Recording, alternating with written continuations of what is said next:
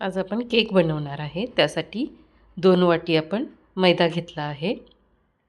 त्याच वाटीने अर्धी वाटी रवा घेतला आहे आणि त्याच वाटीने 1 वाटी पिठी साखर घेतली आहे। जास्त गोड आवडत असेल तर तुम्ही 1.5 किंवा 2 वाटी पण घेऊ शकता। आणि 1 चमचा बेकिंग पावडर आणि अर्धा चमचा खायचा सोडा घालायचा आहे।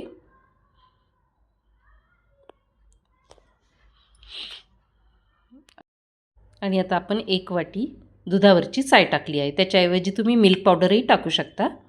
आणि त्याच वाटीने अर्धी वाटी तेल घेतलं आहे। मी सनफ्लावर ऑइल घेतलं आहे। आणि आता आपण व्यवस्थित ते मिक्स करणार आहे।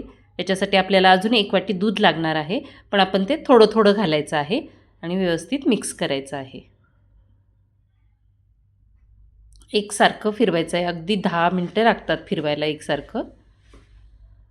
थोडं थोडं दूध घालून आपण ते फिरवत आहोत।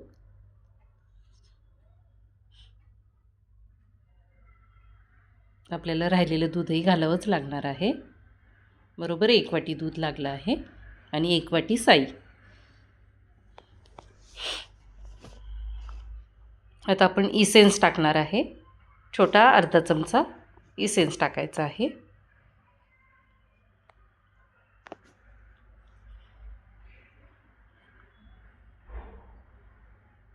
आणि आता आपण केकच्या डब्यामध्ये करणार आहे।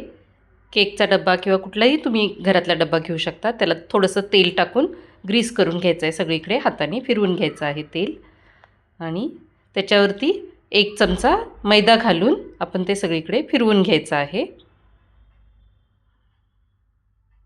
असं फक्त सगळीकडून त्याचं कोटिंग झालं पाहिजे मैद्याचं, फक्त फिरवून घ्यायचं। एक्स्ट्राचा मैदा काढून टाकायचा।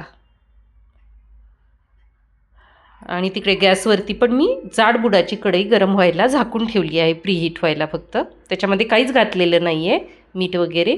मीठही घालतात पण मी काही घातलेलं नाही आहे। फक्त स्टँड ठेवायचं आहे आणि त्याच्यावरती आपण हा डब्बा ठेवणार आहे।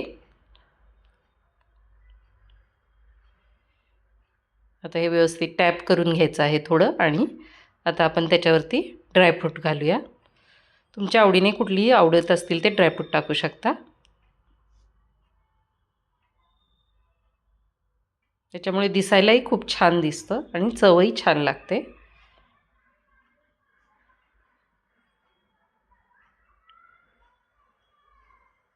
आता आपली कढई गरम झाली आहे। आपण हे ठेवलं आहे डब्यामध्ये। आता व्यवस्थित पॅक झाकण लावून आपण याच्यावरती जड काही असेल तर ठेवून 45 मिनिटं ठेवणार आहे। हे बघा 45 मिनिटांनी तयार आहे आपला केक।